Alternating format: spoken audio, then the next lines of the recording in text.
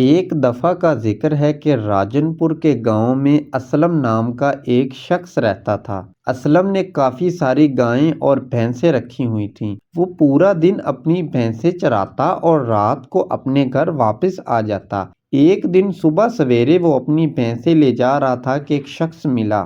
بابا جی، آپ کیوں رو رہے ہیں؟ کیا آپ کو کسی نے تنگ کیا ہے، کسی نے ستایا ہے یا کسی نے کچھ کہا ہے؟ مجھے بتائیں تاکہ میں آپ کی مدد کر سکوں۔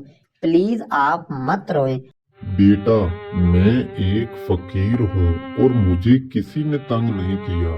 میں لوگوں کی اور اللہ کی صلح کرواتا ہوں۔ وہ تو کہہ رہا ہے کہ میں صلح کرنے کو تیار ہوں، ان کو لے آ، میں ایک آنسو گرنے سے پہلے معاف کر دوں گا۔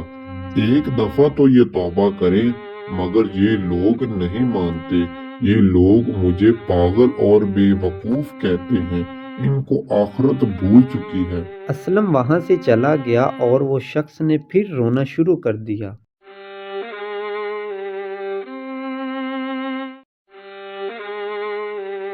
اسلم پوری رات اس بزرگ کے بارے میں سوچتا رہا۔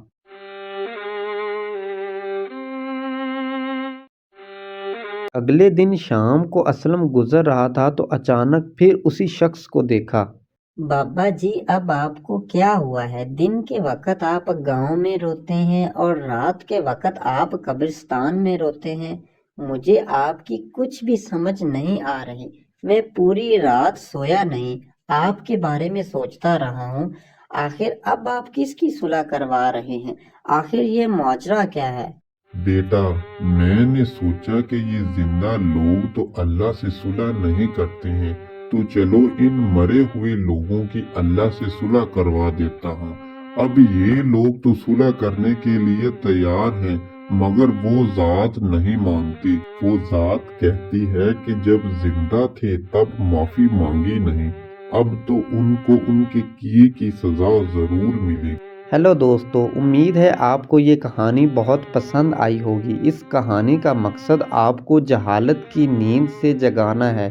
ابھی بھی موقع ہے، توبہ کر لیں، وہ ذات بڑی رحیم اور کریم ہے، فوراً معاف کر دے گی۔ زندگی پانی پر بنے بلبلے کی طرح ہے جو کبھی بھی ختم ہو سکتی ہے۔ امید ہے آپ کو یہ میری ویڈیو ضرور پسند آئی ہوگی۔ اگر آپ اس طرح کی مزید ویڈیو دیکھنا چاہتے ہیں تو ابھی میرے چینل گلو چچا کو سبسکرائب کریں، لائک کریں اور بیل آئیکن کا بٹن ضرور دبائیں، کیونکہ اور بھی بہت سے امیزنگ کنٹینٹ آن دی وے ہیں۔